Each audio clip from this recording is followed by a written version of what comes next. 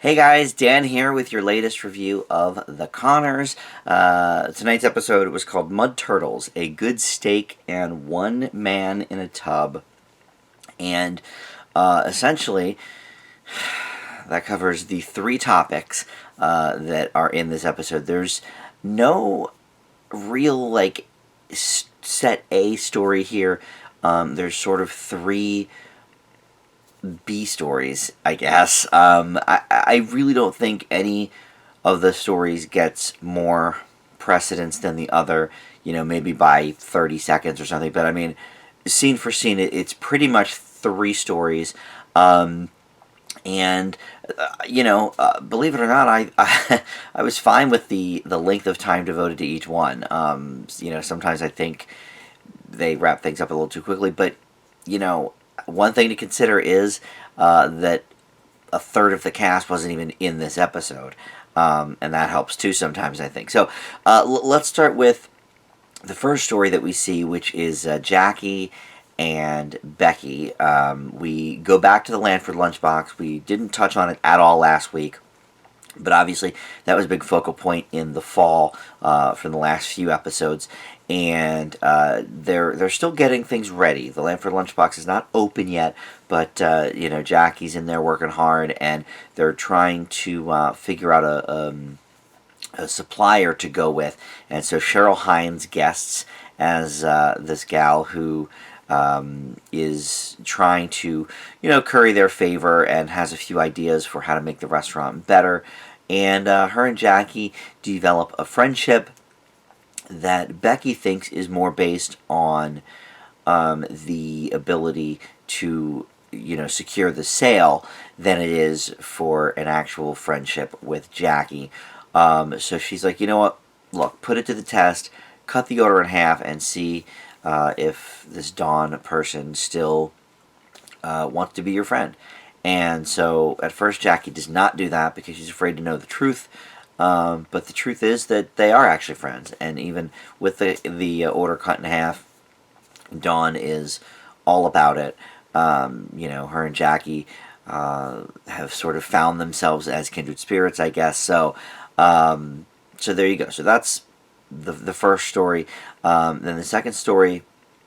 Actually, I forget which one came first, but Dan throws his back out.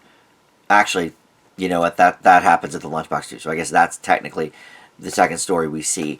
So Dan throws his back out. He is a bit laid up and gets actually stuck in the bathtub, and that is where we see Katie Seagal's character re-enter. We haven't seen, she was not in the last episode, but we've obviously seen her recurring all through the fall. So she shows up and basically helps Dan out of the tub, and they end up having a nice dinner together at the house with Dan, in this huge back brace thing. But things get a little bit serious because she asks him, hey, look, I just got this offer to go on the road for at least 3 months, maybe 6, with my old band. Essentially, if you don't want me to go, I won't go if we can be together in a actual relationship type of thing. And he just can't do it. And he doesn't really necessarily say no, but he just kind of freezes. And that gives her the answer she needs. So she leaves. Do we see Louise after this? I don't know. Her parting words were, take care of yourself, Dan Connor. So I don't know. We'll see. Obviously, she's going to go on the road, I guess, with this band. So when they come back, will she be a part of the cast? I don't know. So that's very interesting. And then the third and final story is that Harris has gotten into a fairly decent school, and Darlene is so excited. So she goes and sees her at Odessa's, which is the friend that she's now living with, which I guess we're all just cool with, but I'll get into that in a second. But story-wise, so her and Harris go to the school to give a tour and talk to the I don't know, the person that handles the financial stuff.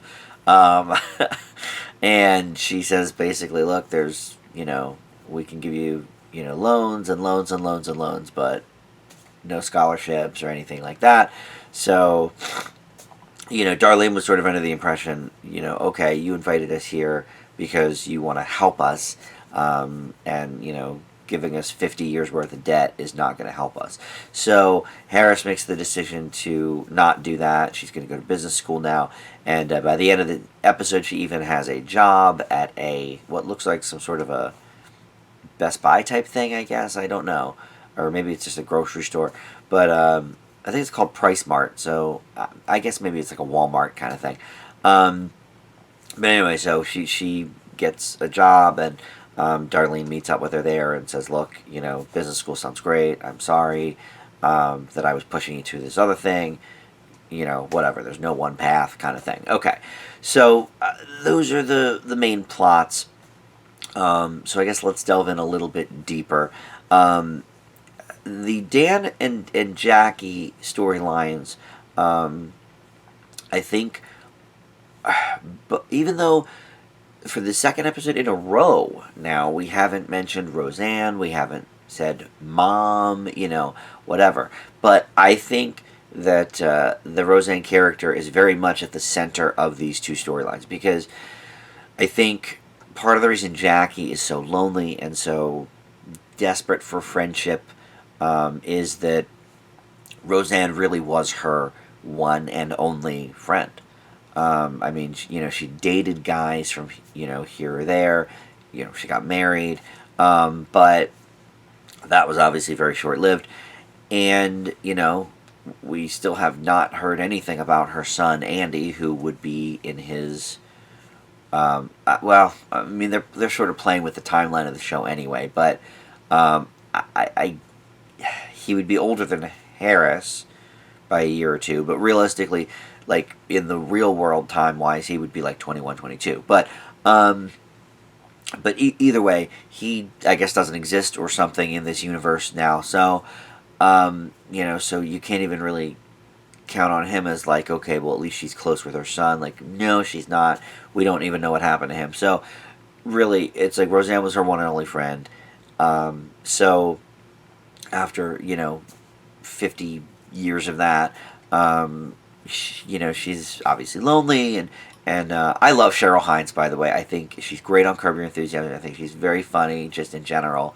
Like, I love watching her on talk shows and stuff. So if she, I don't think she'll be like a recurring character, as much as Louise has been. But if we see her pop up every now and then, I would definitely not hate it. I think that would actually be great. But yeah, so that's sort of Jackie's reason for clinging so tightly to this idea, even if it did mean that the friendship was fake. There's a scene in the bar where Becky works, where, yeah, basically Jackie's like, look, I'm okay if she is faking it for the sale. I want this friend, and that's. I mean, it was, sort of played for laughs, but I think that's a very real sentiment for somebody, in that situation and that age that doesn't really have any friends. So I totally believed that. And then Dan, same thing. It's like, Dan really, I think, does have feelings for Louise, but he can't move forward, because his wife has still, at this point, only been dead for a year and a half. So, he's having trouble with that. So, even though we don't say Roseanne in this episode, her essence looms large, I think, in those two stories specifically. And then the Darlene Harris thing, I don't understand why we're not talking about Harris moving out and moving in with Odessa. I mean, we had the episode where it happened, then the next episode where Darlene went and tried to talk to her, then ended up, going to jail for the night, because she was, disturbing the peace. But and then last week Harris was just there at the house watching football, and saying like, "Oh yeah, I'm just here for laundry and food." So obviously, we knew she was still at Odessa's at that point. So now it sort of seems to be this thing where everybody's just okay with it. Which, if that's the case, that's fine, I guess. I mean, that certainly happens in the real world. But I don't know. I guess as a viewer, maybe I would have liked one more episode of sort of exposition of like, okay, let's talk this out. Like, I don't know. I mean, maybe the writers didn't think it was necessary. I sort of would like that. I think it's, I don't know, like for example, when Becky moved out in the 90s to be with Mark, I mean, we had several episodes of Dan not talking to her, and just seeing different elements of that. And here we just sort of jump from like screaming, outside the house, like, "Hey, come talk to me, I'm your mom," to just, okay, everybody's fine with this arrangement, you know. And if that's the arrangement, then fine. If everybody's fine with it, I don't care. But I guess as a viewer, I feel like I missed something. Like I feel like I missed some big scene where they were gonna figure that out. So I thought that was a little weird. I like that she's going to school. That's fine. Whatever. But we did not see three people from the cast list in this entire episode. Now, Mark was mentioned in a gag where the tub that Dan was stuck in was, had rainbow bubbles and glitter and stuff because Mark got Dan a bath bomb that he used, which I thought was cute. It's adorable that he used it. It was kind of a cute joke, but we didn't see Mark in the episode, and then DJ and Mary we didn't see in the episode. And guess what? They weren't missed. I know a lot of you in the comments always talk about, oh, I want Harris out of the show. Harris stinks. Blah blah blah. I'm okay with the Harris character. She's not my favorite character. She's of other than DJ and Mary. She's my least favorite character. But I think there's still a place for her in this family and in this show. But whenever DJ and Mary aren't on, it misses nothing. I don't miss them.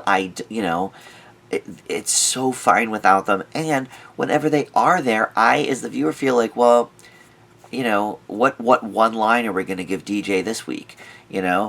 Honest to God, I know that Michael Fishman has been a part of the show since the beginning. Well, not in the pilot episode, I guess, but since the beginning of the run. And I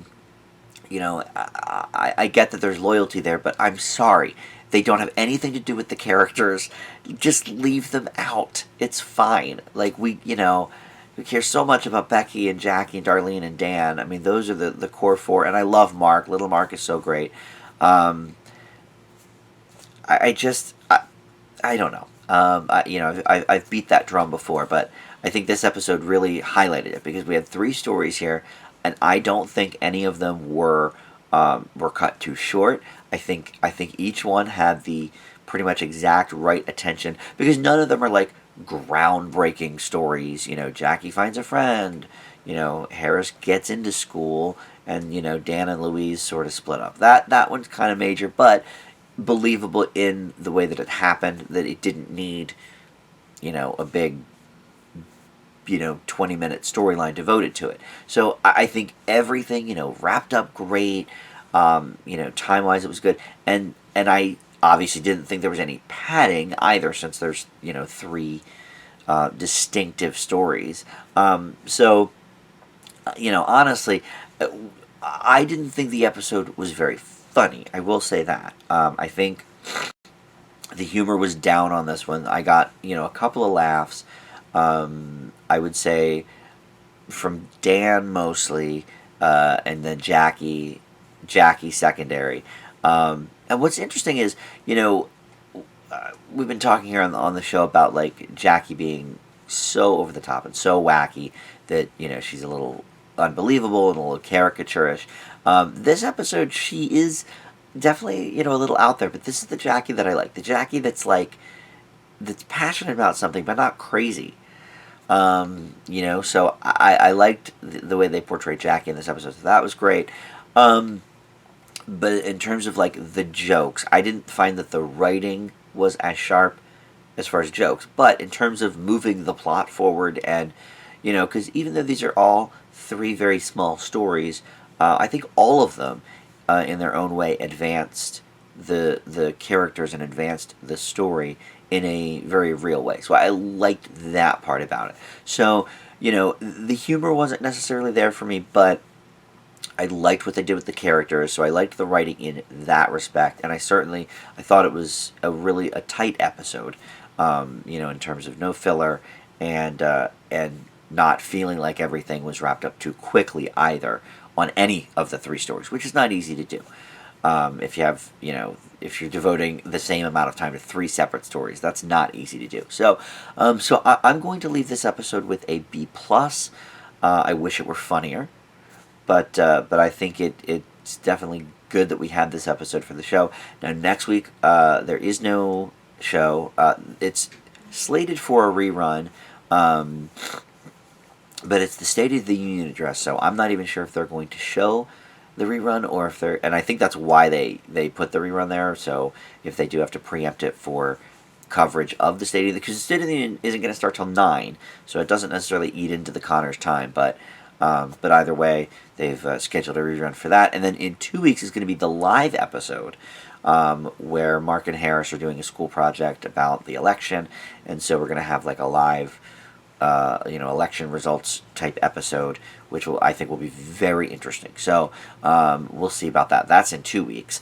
But in the meantime, you can enjoy all the other videos on my channel. We're got some Frasier Fridays popping up. Going through the old Frasier seasons, my weekly TV review show, which last week I wasn't able to get one up. I was sick, so this week, but I watched all the shows, so I have my opinions ready. I just haven't been able to record it yet. So I'm going to do that probably tomorrow and have that up maybe on Friday for you, and then back to the old grindstone with some other stuff. So. I guess the Oscar picks will be coming up soon. So yeah, a lot of videos coming on the channel as usual. But that's it for the Connors. Thanks for watching. Bye.